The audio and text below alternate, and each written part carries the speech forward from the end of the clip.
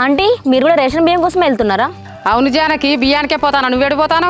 అవునా ఆంటీ, నేను కూడా బియ్యం కోసం వెళ్తున్నా. మీరు ఆగోకి అంత పెద్ద బుల్లెట్ బండి కొనిచ్చినావు కదా, తనని బియ్యం తీసుకురమ్మంటే అయిపోతుందిగా, మీరెందుకు నడుచుకుంటూ వెళ్తున్నారు? వాడు ఇంత ముందే అన్నం తిని పండుకున్నాడు బిడ్డ, అందుకే నేను పోతాను. ఏంటంటే టైం 2 అవుతుంది, ఈ టైంలో తిని పడుకోవడం ఏంటి? తిన్నాక పండుకున్నాడు మనకు అలవాటే బిడ్డ. అదేం అలవాటు ఆంటీ తిన్నాక పడుకోవడం? నేనైతే ఫస్ట్ టైం వింటున్నా మీ కొడుకుది. నా కొడుకు గురించి ఎందుకు బిడ్డ, బియ్యం కాడికి పోదాం పా, లైన్ ఎక్కువ అవుతుంది. అబ్బా ఆంటీ, మీ కొడుకులు అంటూ నేను ఎక్కడ చూడలే. తింటాడు, తినేది అరిగేదాకా ఊర్లో తిరుగుతాడు, ఏం పని లేదు పాట లేదు. ఇట్లుంటే ఎట్లా ఆంటీ? మీరు ఎట్లా భరిస్తారు మీ కొడుకుని? ఎప్పుడు చూసినా ఆంటీ ఆ ముగ్గురు కలిసి తిరుగుడు తాగుడు. ఏమన్నా అంటే మేము ఎదుగుతామని చెప్పేసి గొప్ప చెప్పుకుంటూ తిరుగుతారు. తండ్రి లేనోడు కదా బిడ్డ, ఒక్క కొడుకని గౌరవంగా సాధిన. ఎప్పుడో ఒక రోజు మనకి తెలిసేస్తుంది. ఇంకెప్పుడు తెలిసి వస్తుంది ఆంటీ? ఆయన తోటలందరూ పెళ్లి చేసుకున్నారు, పిల్లలు అన్నారు. ఇంకా ఏదో చిన్న పిల్లోనికి గారాబం చేసినట్టు చేస్తున్నారు ఏందంటీ?